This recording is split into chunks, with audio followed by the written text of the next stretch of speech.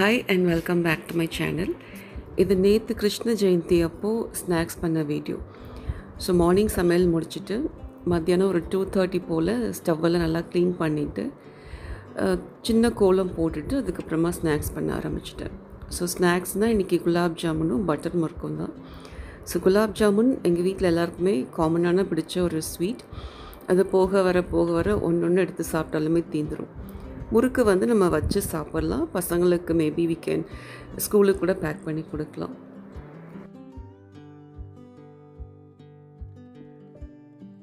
ஒரு 1:30 லஞ்சு சாப்பிட்டுட்டு அதுக்கப்புறமா இந்த வேலையெல்லாம் கண்டினியூ பண்ண ஆரம்பிச்சிட்டேன். மேபி ஒரு ½ அன் ஹவர் கொஞ்சம் ரிலாக்ஸ் பண்ணிக்கலாம். ஸோ ஃபெஸ்டிவல் டைம் நம்ம எல்லாமே கரெக்ட் டைமில் வச்சா தான் நம்ம நினச்ச நேரத்துக்கு எல்லாமே சரியாக பண்ண முடியும்.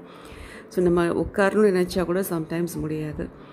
இப்போ குலாப் ஜாமுனுக்கு வந்து பாகு காய்ச்சிடலாம். So 1.25 cup first sugar measure பண்ணி ஆட் பண்ணிவிட்டு அதுக்கு 1.5 கப் தண்ணி சேர்த்து பாயில் பண்ணிக்கலாம். ஸோ கம்பி பதம்லாம் நான் இன்றைக்கி வைக்கல. ஜஸ்ட் இந்த பாகு ரெடி ஆகணும். லேசாக குலாப் ஜாமுன் ஊற அளவுக்கு இருந்தால் போதுன்ற மாதிரி தான் பிளான் பண்ணேன். ஸோ அந்த பாகுலேயே கொஞ்சமாக கல்லுப்பு சேர்த்துக்கலாம். அந்த ஸ்வீட்னஸ் நல்லா எடுத்து கொடுக்கும். ஸோ ஜீனி லேசாக கரைச்சி விட்டுட்டு பக்கத்து அடுப்புக்கு மாற்றிடலாம். இந்த அடுப்பில் அடுத்து குலாப் ஜாமுன் ஃப்ரை பண்ணுறதுக்கு ரெடி பண்ணிக்கலாம். இது வந்து ரெடிமேட் மிக்ஸ். முதல் நாள் தான் கிருஷ்ண ஜெயந்திக்கு என்ன ஸ்நாக்ஸ் பண்ணுறதுன்னு யோசித்து சிம்பிளாக அதுக்கான திங்ஸ் வாங்கிட்டு வந்தோம். ஸோ குலாப் ஜாமுன்னா கொஞ்சம் ஈஸியாகவும் இருக்கும், பசங்களுக்கும் பிடிக்குமேன்றக்காக பண்ணேன். ஸோ குலாப் ஜாமுன் மிக்ஸோட கொஞ்சமாக நெய் சேர்த்துக்கலாம். ஒரு டேஸ்ட் அண்ட் நல்லா ஒரு ஸ்மெல் நல்லாயிருக்கும். ஸோ நெய்யை மாவோட பிசையும் போதே நல்ல ஒரு அரோமா. நெய்யை ஃபஸ்ட்டு நல்லா மிக்ஸ் பண்ணிவிட்டு அதுக்கப்புறமா தண்ணி சேர்த்து மிக்ஸ் பண்ணிக்கலாம். ஸோ குலாப் ஜாமுன் மிக்ஸ் ரொம்ப சாஃப்டாக இருக்கும் மாவு. தண்ணி சேர்த்து பிசைகிறதும் ரொம்ப கேர்ஃபுல்லாக பண்ணணும். கொஞ்சம் அதிகமானாலும் மாவு ரொம்ப லூஸ் ஆயிரும். ஸோ நான் சேர்த்தளவு தண்ணி சரியாக வந்தது. நல்லா சுற்றி இருக்கிற ட்ரை மாவெல்லாம் சேர்த்து மிக்ஸ் பண்ணி பார்த்துட்டு தேவைன்னா எக்ஸ்ட்ரா கொஞ்சமாக மறுபடியும் தண்ணி ஆட் பண்ணிக்கலாம். இது கொஞ்சம் நம்ம பொறுமையாக தான் மிக்ஸ் பண்ணணும். தண்ணி கூட போனாலும் பிரச்சனை. மேபி கொஞ்சமாக மைதா மாவு வேணால் சேர்த்து பார்க்கலாம். ஸோ மாவு நல்லா ஒரு பெரிய பால் ஆகிற வரைக்கும் நல்லா மிக்ஸ் பண்ணிவிட்டு ஸோ லாஸ்ட்டாக நான் கொஞ்சமாக ஆயில் சேர்த்தேன். எனக்கு ஒரு சின்ன டவுட், எங்கள் மாவு விரிஞ்சு வந்துடுமோ இல்லை வந்து அந்த ஒரு பால் ஷேப் கிடைக்காதோன்னு. குலாப் ஜாமுன் மாவு பிசைகிறதும் கொஞ்சம் சாஃப்டாக ஜென்டலாக மிக்ஸ் பண்ணிக்கலாம். ஸோ இந்த இன்ஸ்ட்ரக்ஷன் நான் ஏதோ ஒரு பேக்கெட்டில் படித்தேன்னு நினைக்கிறேன். ஸோ அதுலேருந்து நான் அதை ஃபாலோ பண்ணிக்கிறேன். ஸோ இப்போ குட்டி குட்டி பால்ஸாக நம்ம உருட்டி எடுத்துக்கலாம். ரொம்ப பெருசாக போட்டோன்னா ஜீரா பாகில் உரி சைஸ் இன்னும் பெருசாக வந்துடும். ஸோ ஒரு சின்ன கோலி குண்டுக்கும் அடுத்த பெரிய சைஸில் உருட்டிக்கலாம். அண்ட் நம்ம மாவு பொரிக்கிறதும் உள்ள வரைக்கும் நல்லா வேகணுன்றதுக்காக ஒரு நிதானமான சைஸில் உருட்டினோன்னா சரியாக வரும். இப்போ ஜீனி பாகு எனக்கு பத்தாத மாதிரி இருந்தது. ஸோ மறுபடியும் 1 கப் ஜீனி 1.25 கப் தண்ணி சேர்த்து பக்கத்து அடுப்பில் கொதிக்க வச்சுருக்கேன். சிம்லே போட்டு மெதுவாக கொதிக்கட்டும். அதுக்கிடையில் குலாப் ஜாமுனையும் பொரித்து ஆற வச்சிடலாம். ஸோ ஃபஸ்ட்டு ஹீட்டு வந்து கொஞ்சம் நிதானமாக இருக்கும். ஃப்ளேமே வந்து சிம்மில் வச்சு ஆயிலை ஹீட் பண்ணிக்கலாம். ஏன்னா குலாப் ஜாமுன் மாவு வந்து ரொம்ப சாஃப்டாக ஈஸியாக கருகிற அளவுக்கு தான் இருக்கும். ஸோ கலர் வந்து எனக்கு நல்லா டார்க் ப்ரௌன் ஆயிடுச்சு. ஸோ எல்லா பக்கமும் வேகணுன்றதுக்காக ஒரு ஈவனாக திருப்பி விட்டுட்டே இருக்கலாம். ஸோ கலர் பார்க்க டார்க் ப்ரௌனாக இருக்குது, பட் டேஸ்ட் வைஸ் நல்லா இருந்தது. ஸோ ஓவராக முருகுனாலும் அந்த டேஸ்ட் நல்லா இருக்காது. அடுத்தடுத்த பேட்சுக்கு நம்ம ஆயிலோட ஹீட் வந்து பேலன்ஸ் பண்ணிக்கணும். அடுத்த பேட்ச் போடும்போது குயிக்காகவே வெந்துடும். ஸோ நம்ம சேர்த்துருக்க ஆயிலில் எவ்வளோ பால்ஸ் கொள்ளுமோ அந்த அளவுக்கு போட்டு ஃப்ரை பண்ணிக்கலாம். ஏன்னா வேகிறதுக்கும் ஸ்பேஸ் வேணும்.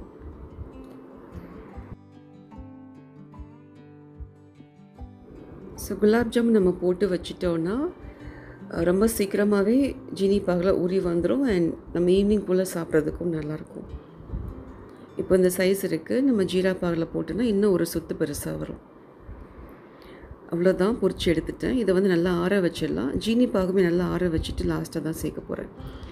ஸோ இது வந்து நான் ட்ரிப்ளிகேனில் அந்த கடையில் வாங்கின வெண்ணெய், ஜீவின்ற ஷாப்பில் வாங்கின வெண்ணெய். ஸோ கிருஷ்ணனுக்கு மெயினாக இன்றைக்கி வெண்ணெய் தான் படைப்பாங்க. வெண்ணெய், அவல்.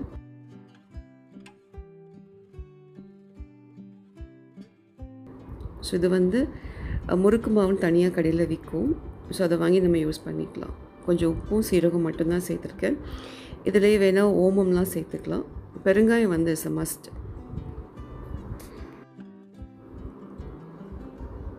ட்ரை மாவெல்லாம் மிக்ஸ் பண்ணிவிட்டு இதுக்கும் கொஞ்சம் கொஞ்சமாக தண்ணி சேர்த்து ஒரு கெட்டி மாவு பதத்துக்கு பிசைஞ்சு எடுத்துக்கலாம். ஸோ இப்போ வெண்ணெய் வந்து கொஞ்சம் தாராளமாகவே சேர்த்துருக்கேன். இது ஆக்சுவலாக முறுக்கு மாவு. நான் அதை என்னோடய கம்ஃபர்ட்டுக்கு ஏற்ற மாதிரி நான் சின்ன பட்டர் முறுக்கு சைஸில் தான் பண்ணேன். ஃபஸ்ட்டு வெண்ணெயை மாவோடு மிக்ஸ் பண்ணிவிட்டு அதுக்கப்புறமா கையால் தண்ணி சேர்த்து மிக்ஸ் பண்ணிக்கலாம்.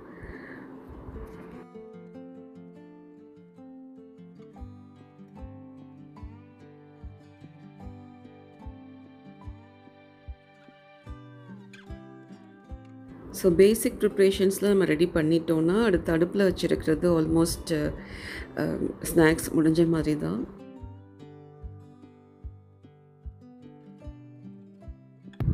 முறுக்கு மாவு பிசைகிறதுக்கும் தண்ணி கொஞ்சம் பார்த்து தான் ஊற்றணும். அதிகமாக சேர்த்தாலும் அந்த டெக்ஸ்சர் கரெக்டாக வராது.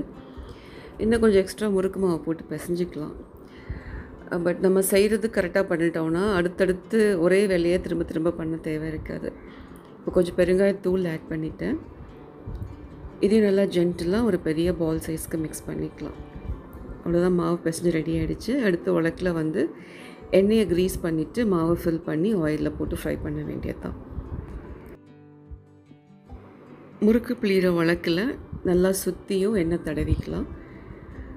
இதுக்கு வந்து என்ன ஷேப் வேணுமோ நம்ம அதை பிடிச்ச மாதிரி யூஸ் பண்ணிக்கலாம். ஸ்டார் ஷேப்பில் இருக்கும், ஃப்ளாட்டாக இருக்கும். சின்ன முறுக்கு சைஸில் 3 ஹோல்ஸ் இருக்கும். ஸோ ஃப்ளாட்டாக போட்டால் சீவல் மாதிரி இருக்கும். ஸோ அவ்வளோதான், நான் எண்ணெயெல்லாம் க்ரீஸ் பண்ணிவிட்டு தட்டை உள்ளே போட்டேன். இப்போ மாவை ஃபில் பண்ணிக்கலாம். நம்ம முறுக்கு உலக்கில் எவ்வளோ மாவு பிடிக்குமோ அந்தளவுக்கு சேர்த்துட்டு நம்ம மேலே ஸ்க்ரூ பண்ணுறதுக்கும் ஸ்பேஸ் வேணும். அதை பார்த்து நம்ம சரி பண்ணிக்கலாம். இப்போ முறுக்கு பிழிகிறதுக்கு ரெடியாக இருக்குது. ஸோ எண்ணெயில் மறுபடியும் கொஞ்சம் ஃப்ரெஷ் ஆயில் சேர்த்துட்டு ரீஹீட் பண்ணிக்கிறேன். ஏன்னா நம்ம முதல்ல குலாப் ஜாமுன் பொரிச்சதுலேயே கொஞ்சம் ஆயில் கம்மியாகிடுச்சு. ஸோ முறுக்கு நல்லா வேகணும், நல்லா சுற்றியும் வேகணும்னா கொஞ்சம் எக்ஸ்ட்ரா ஆயில் சேர்த்துக்கலாம். இப்போ ஜென்டிலாக கையில் தெரிச்சிடாமல் இந்த மாதிரி உழக்க சுற்றி விட்டு பட்டர் முறுக்கு வந்து எண்ணெயில் பிழிஞ்சு விட்டுக்கலாம். ஸோ மொத்தமாக தான் பிழிஞ்சேன். அதை விழுகும் போதே கொஞ்சம் கொஞ்சம் ஒடிஞ்சு விழுந்தது, கொஞ்சம் சேர்ந்து விழுந்துச்சு லாங்கு கம்பியாக. நம்ம ஃப்ரை பண்ணும்போது உடச்சி விட்டோம்னா அது சின்ன சின்ன பீஸா ஆயிரும். ஸோ இந்த ஸ்நாக்ஸ் எல்லாம் யூஸ்வலாக தீபாவளிக்கு பண்ணது ஆஃப்டர் லாங் டைம் இப்போ தான் பண்ணுறேன். இடையில கிருஷ்ண ஜெயந்திக்கு நம்ம அவல் பாயாசம் இல்லை அவல் பேஸ் பண்ணி ஏதாவது ரெசிபீஸில் ஸ்வீட்ஸ் பண்ணுவோம். பட் இன்றைக்கி ரொம்ப 2 ஸ்நாக்ஸோடு ஸ்டாப் பண்ணிவிட்டேன். கடையில் சீடையும் பொரி உருண்டையும் வாங்கி வச்சுட்டேன். அவல் வந்து அப்படியே பேக்கெட்டோட வச்சு சாமி கும்பிட்டாச்சு. நிறையா ஸ்நாக்ஸ் பண்ணாலும் யாரும் சாப்பிட மாட்டாங்க, வேஸ்ட்டாக தான் ஆகும். ஸோ இதெல்லாம் வச்சு கூட சாப்பிட்டுக்கலாம். ஸோ இந்த மாதிரி முறுக்கு நல்லா வெந்ததுக்கப்புறமா லேசாக உடச்சி விட்டோன்னா சின்ன சின்ன பீஸா உடஞ்சி வந்துடும். ஸோ கலர் வந்து நம்ம பார்த்து கரெக்டாக எடுத்துக்கணும். ஃபஸ்ட்டு பேட்ச் நான் கொஞ்சம் லேசாக செவக்க விட்டுட்டு அடுத்தடுத்த பேட்ச் கரெக்டாக எடுத்துட்டேன்.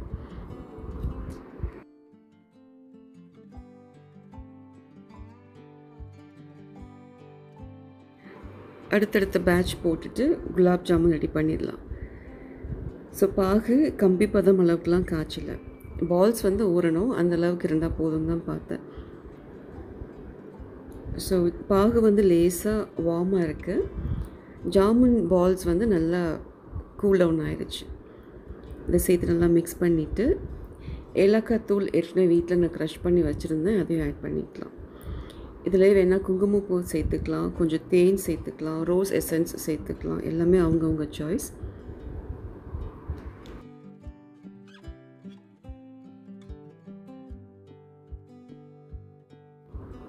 ஸ்நாக்ஸ் எல்லாம் கரெக்டாக எடுத்து வச்சுட்டு அடுப்பு மேடையும் கையோட லேசாக தட்டி விட்டுலாம். நம்ம யூஸ் பண்ண இடத்த கொஞ்சம் க்ளீனாக வச்சுக்கலாம்.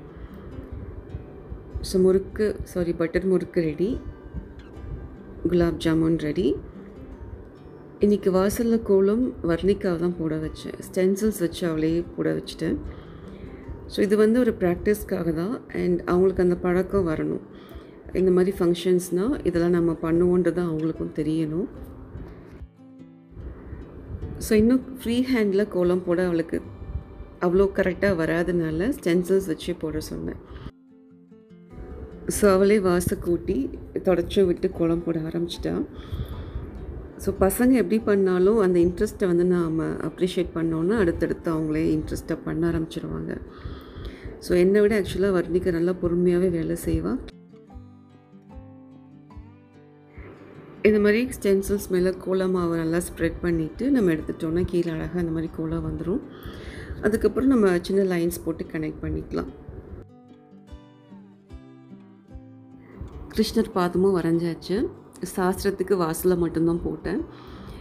இதுவுமே வர்ணிக்கா அப்போதைக்கு யூடியூப்பில் பார்த்து போட்டது தான். ஸோ சரியோ தப்போ பசங்க எது பண்ணாலும் நல்லாயிருக்குன்னு நம்ம சொல்லிட்டோன்னா அந்த ஹாப்பினஸ்லேயே இவங்க அடுத்து பண்ணிடுவாங்க.